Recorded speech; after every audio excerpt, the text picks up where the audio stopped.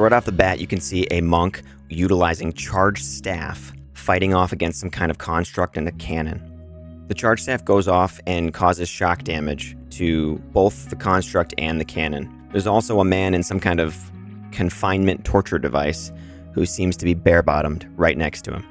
We then see a witch facing off against the Colossus, and it quickly cuts over to a scene that looks like in Act 3 with the ranger flip back and fire off what appears to be toxic growth.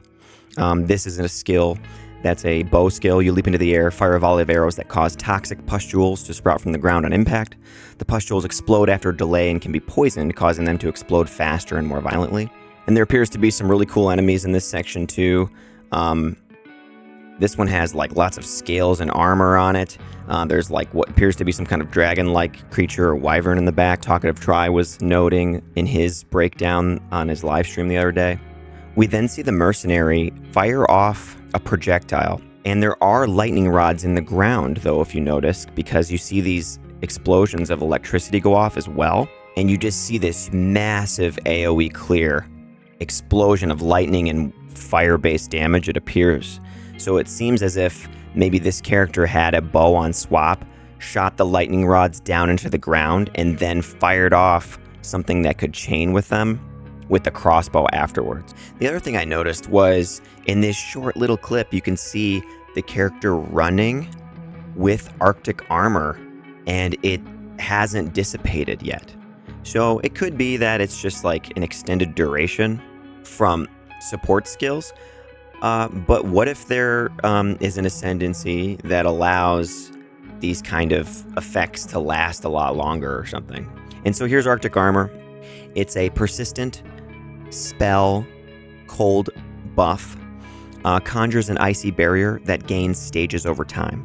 While the barrier has stages, melee attacks that hit you will be partially absorbed by the barrier, removing a stage from it but dealing less damage to you and causing a burst of ice that deals cold spell damage to the attacker. And you notice that it does dissipate quite quickly in their demonstration of it.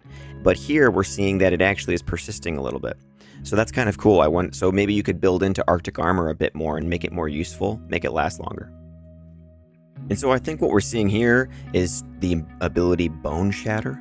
Attacks enemies with a melee strike. The strike will cause a heavy stun on enemies that are primed for stun. So I think that yellow mark that you see on the heads of enemies lets you know that they're primed for the heavy stun of an attack. You also see this yellow light on an enemy head when you can do staggering palm with the monk. Upon causing a heavy stun, it will also create a shockwave, dealing a large amount of damage in an area. Does not cause stun buildup. Also, shout out to SilverXYZ for taking a look at this and thinking, I think this is an ascendancy for this guy based on his white beard that we see. He had a really good breakdown of this trailer. So go check him out, SilverXYZ. We then see a warrior using Leap Slam to jump and attack enemies. We can also see a traversal aspect to this ability in this footage here, where there's actually a break in a bridge, and the warrior can actually jump over the break and get to the other area. The next shot is an awesome angle of the executioner boss fight beheading someone while a ranger stands there watching.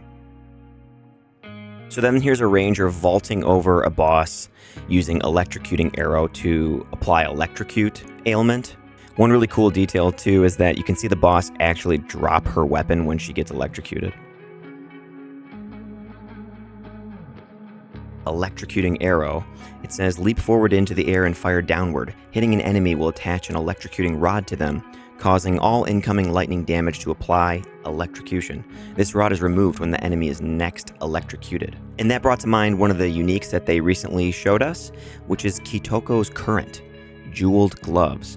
It says that these give some energy shield. They require intelligence to equip. And it says 35% increased energy shield, 19 to dexterity, 12% reduced attack speed and cast speed.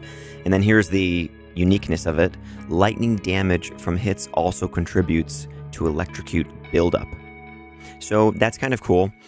Cool art here with the character kind of like holding their hands like this, you know? Anyway, something like this for your lightning attacks, and then the electrocuting arrow, and you'll be able to like stun with electricity quite easily on a build. Pretty cool. Next, there's the Iron Count channeling an ice slam attack, which first creates ice walls and a cone to trap you in there. So if you're in there, he can then slam this attack on you. We've seen this fight several times in gameplay footage shown, but looks awesome nonetheless. So we might have seen evidence for 2 witch ascendancies already. There was some talk that maybe this picture was the sorceress, but I think it actually is the witch. If you look at her hair in the character select, you can see that the witch has long, dark hair, and the sorceress has a bit of a shorter cut for her hair. So I think that the witch is shown here in this photo with this longer kind of hair. We got a bigger glimpse of that picture from the GGG trailer, and you can see that there's these skeleton warriors in front that look like are probably being summoned from her as well, so that would kind of fit with the witch necromancer theme. And then if you're wondering about the skulls that are coming out, that skill is Raging Spirits, which is a persistent reservation skill, so it costs 30 spirit. It says reserve spirit. While active, your fire spells will also summon Raging Spirits, which are short-lived flaming skulls that rush at nearby enemies and rapidly attack them. Enemies will not directly engage these minions and can pass through them. So if you look at it, it says fire duration persistent minion. So Raging Spirits counts as a minion. So I wonder what kind of supports you could link up with that. The other one that's getting some chatter right now is this image on the left here of this kind of bat-like or demon-like or gargoyle-like figure. And the reason people are thinking that this could be a witch ascendancy or witch shapeshift form is because if you look at the footage, the camera is going forward down this kind of corridor like bridge, but it's from the perspective of some enemies. It's not from the perspective of our character. So people are surmising that what they're seeing in front of us is actually our character. And if you look at the way she's kind of standing, and the way her hair kind of comes down once shapeshifted, it kind of looks like it potentially could be the witch shapeshifting into this kind of gargoyle, bat-like, succubus-like type of form, which could definitely be really interesting. If something like that is in the game, that actually gives me a lot of hope that they have cooked up some really cool ideas for the werewolf form for Druid, and that when we finally see that, it'll be really satisfying, So then we see the mercenary facing off against Crowbell. There's a really cool cinematic zoom with this really nice, blur on some of the edges of the screen. I just like the way they shot that. And then the merc gets blasted in the face by Crowbell's bell. Another cinematic shot of one of the bosses. This is the Forsaken Son that you fight in the Sanctum in Act 2. What I really love about this is that you can really see the level of detail they've put into these character models for these bosses. Look at his chest, the tattoos and the blood and the mask he's wearing. It looks awesome. Here's a ranger using escape shot against the executioner. We've seen that a million times, but I just want to say that it's really cool that there are other skills and abilities and moves that give you lots of movement, so that you don't have to just rely on dodge roll. It's really cool that you can do an attack to get out of the way. The next boss is Blackjaw the Remnant. This is a boss that was showcased by GGG when they were showing us the monk and the sorceress gameplay, where they first showed us that there was such a thing as dual specialization with passive skills.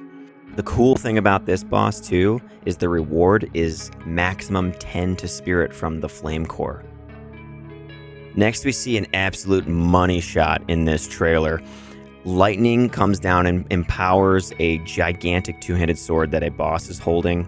You can see bodies are draping upwards like a dress that he's wearing, and he separates a section of a caravan from another that's being held together by tentacles, and there's this gnarly looking beast that is being held down. And I don't know enough PoE lore to understand what that creature means or what it is, but it looks awesome. The boss is the Perennial King. We can see him here earlier in Act 2 from the playthroughs, And you can also see that in this fight, there are tentacles coming up that are exactly like the tentacles you see in this MONEYSHOT from the trailer.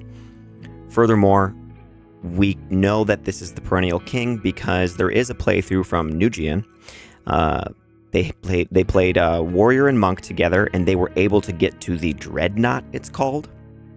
And you can see them advancing on the Dreadnought through just like hordes of enemies. And then there's these tentacles on the sections of the Dreadnought that are the same as these that you see here, as well as bodies everywhere that kind of look like the bodies that this Perennial King's wearing as a dress. While the acts and their multitude of procedurally generated environments are impressive enough, and the sheer variety of basic enemies is higher than genre average, what really blew me away are the bosses. By the time the game leaves early access, Grinding Gear plans for there to be over 100 major boss battles in the game, none of them repeated, and all of them being multi-phase set-piece encounters. The multi-armed skeleton construct that you fight high above the desert sands midway through Act 2 could pass for a final battle in most other RPGs. So having it be just a bump on the road highlights just how hard the devs have gone on this particular aspect. Here we see a warrior rolling away from a snake attack from the boss Viper Nabawatsi. It's really cool that the soldiers with the shields are creating a battle zone that you are stuck in. This was showcased by Jonathan to Shahai Yoshida in the gameplay footage that is on the Path of Exile YouTube channel. Next, there's a construct boss that appears to be some kind of ancient Val technology. Seeing this thing really reminded me of Final Fantasy VII. There's these sweeper enemies, they're called, that are also machines, essentially. And the entire structure of it just really reminded me of it. Maybe another nod or callback to Final Fantasy VII, kind of like how in Path of Exile 1, they have the socketed armor and weapons and everything, which is a lot like socketing materia into your armor and weapons in Final Fantasy VII. Next up, we see a tower activating with a crap ton of energy. Like I said, I don't really know a lot about PoE lore or anything like that, but there is time travel in Path of Exile 2, and you get to go back to the ancient Val civilization when it was once thriving and not extinct. Picking up on that, I went and just researched really quick, what made the Val civilization disappear or whatever. Apparently there was a catastrophic event known as the Val Cataclysm. And it basically said that somebody was attempting to find eternal life. Their experiments went awry and unleashed a cataclysm that destroyed the Val civilization overnight. So perhaps Path of Exile 2 will give an answer to what exactly occurred to the Val civilization, and maybe this little shot here is just like one of these pieces of technology that led to their demise. Next, we see a Cerberus type boss. Instead of wolf-like features, it has more dragon-like faces and dragon-like scales on its legs, and then it also has dragon-like wings, but then it also has this tail that looks almost like it's made out of a giant centipede. Pretty gnarly. And there was also an up-close, nice picture of it in the PC Gamer article. Here's another boss that we've seen. Jonathan has showcased this to us using a warrior before. In this shot, there's a sorceress, it looks like, running around. And what's cool about this area is that there's like a civilization worshipping an artificial sun. Kind of an interesting concept, I think. The next couple bosses have this kind of underground fire lava aesthetic. The first one I don't have really much to say about, but the second one that you see there looks incredibly awesome. The lava is just like moving forward and he's just walking in it. I also love that he's got like that gear on the back. It looks like a shield, but maybe it's also a key, and maybe he actually uses it and can open something. Kind of also a cool little nod to the company Grinding Gear Games. The next one really stood out to me because it's a scorpion and the color is such a contrast from the last one. It's got like this green and gray thing going on. And I actually missed it when I first watched it, but when I looked closely again, there's actually a woman's like torso that's connected to the center, making up like the center of the scorpion. And it's like she's laying on her back. Super creepy. There's also these panels that you see on the ground. I'm not really sure what the significance of those are. It kind of looks like they could be like interlocked or moved or something, but I don't know. I'm not really sure what those are. Maybe that's some kind of league thing that people know about. The next one's kind of hard to make out, but when you slow it down, what you see is that there's a boss there, and he's got a giant purple hand. This really made me think of some of the other footage we saw of the devs working on the Hand of Chayula. And this is a skill that allows an unarmed attack to apply marks and curses that you socket into it, so it's a meta gem. It doesn't say on this description if it costs spirit or not. We're not really sure. I think it might, but we're not sure. We also aren't sure if maybe this is Ascendancy based. The reason I'm thinking that is because of this picture we saw that someone took. You can see in the picture there's a purple hand, you know, above the monk, like the purple energy of the hand on the monk. So anyway, yeah, I thought that maybe this boss is part of unlocking that Ascendancy for the monk. Here's a really nice look at the Sorceress. This camera angle is really cool. It makes me wonder if, as players, we'll get access to camera angles like this if we wanted somehow. She floats up in the air and launches this really cool lightning strike attack. And this could potentially also be a little bit of a glimpse of an Ascendancy. Earlier in the video, you see Mark talking, and behind him, there's a blurry image of what looks to be the Arcanist or Arcanist Ascendancy portrait art. So maybe they're showing that here. I also really like the outfit that she has on. To me, it looks very sorceress-like. I really like that. I think it looks cool. And I wonder if that look is either tied to the Ascendancy or to the gear. Maybe it's a bit of both. Not really sure. But anyway, looks great. Really like the look of this and the style of it and how she kind of floats up in the air and launches the lightning down. Very cool. After that, there's a three-headed bird monster, and there's something latched onto its back, and it's spewing a bunch of lightning bolts out against a warrior who's holding a two-handed mace and running away. We've already talked about how the warrior looks like he could be an Ascendancy class. Next boss we could have seen earlier in the trailer. The background color palette matches pretty well here, so I think that this is the front view of him, and that footage from earlier is just him in action. And it's a really creepy looking thing. It looks like it has kind of four arms. It kind of looks, you know, ethereal, ghost-like underneath, but he's kind of wearing some kind of mask and like armor and clothing to give himself like form a little bit. It just looks weird and kind of looks unnerving. It almost has like Psycho Mantis vibes from Metal Gear Solid. Another shot of the Iron Count here. I know we've seen him before, but it's such a good shot. I love this kind of concept of the human form trapped in the monster, you know, that we've seen a few times here and there now. So cool. And here's his in the Epic Games article, there was a nice shot of him in human form holding his two-handed sword. Sacrificing some kind of monster heart on this altar with a dagger. We probably have to collect the dagger and collect the heart somehow. What is the heart from? Some kind of monster that we slay, perhaps? What does it grant us? Or does it do something in the environment? Is it Ascendancy based? You do see the character kind of glow up in red after stabbing it. We're not sure, but cool nonetheless. Cool undead looking shaman monster followed by a guy with no legs, and he's being supported by a pole that seems to be going through his chest. And if you look close, there's a yellow liquid actually pouring out of him.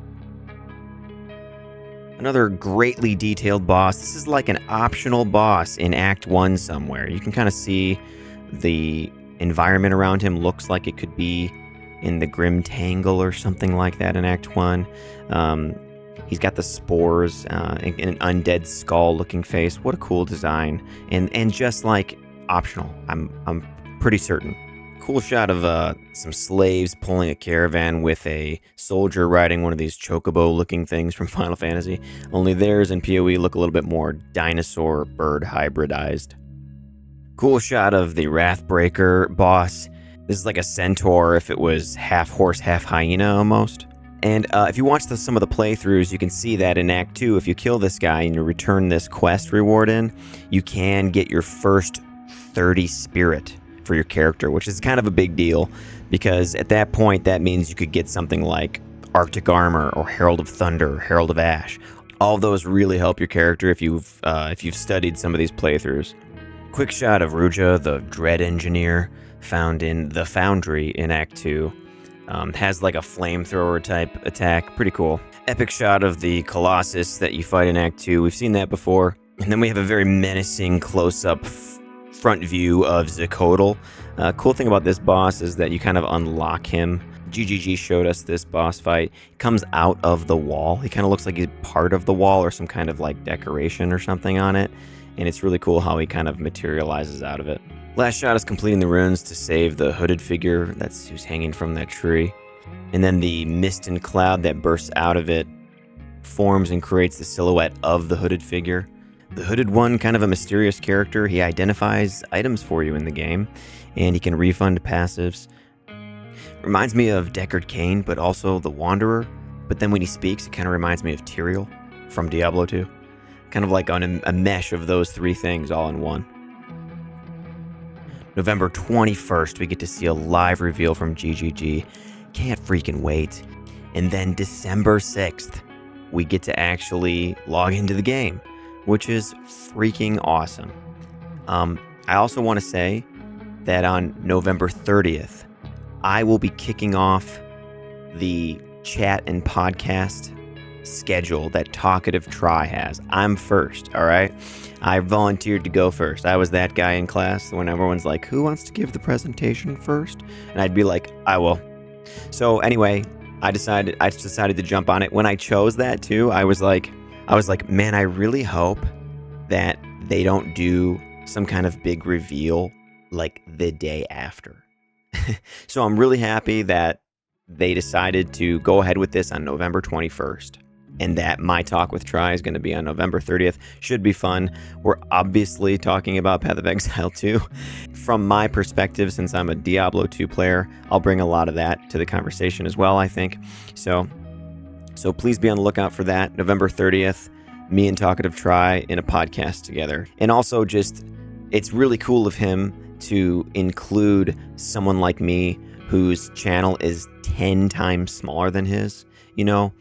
This doesn't really do a lot for him, you know. This isn't really going to pull him up so much as it might help me out. So it's really cool of him to want to even talk to me, you know, for him to see that like, hey, just because his channel's small doesn't mean it might not be worth talking to this guy. So awesome of you, Talkative Tri, to invite me, and I'm absolutely thrilled and happy to accept and to come on your show and talk about probably what's going to be the greatest game since Diablo 2. Can't wait, man. I don't want to spoil too much, but the final battle of Act 3 is one of the most impressive fights I've seen in the genre. When I asked director Jonathan Rogers what he felt was the one part of the game that could draw Diablo 4 players away, he said it was these boss battles. Having fought around 20 of them and seen some of the ones due later in the early access release, it's hard to disagree. So was that trailer hype or what? Remember to like and subscribe. If you're wondering about the music in the background, that's actually me playing guitar. That's what I do on my channel as well. I'm a musician. I write music for my character builds that I do in Diablo 2. And there's an entire album out that I released a few days ago of all the music that I've done over the last few months or so. It's about 52 minutes long, so you can check that out if you want on my channel.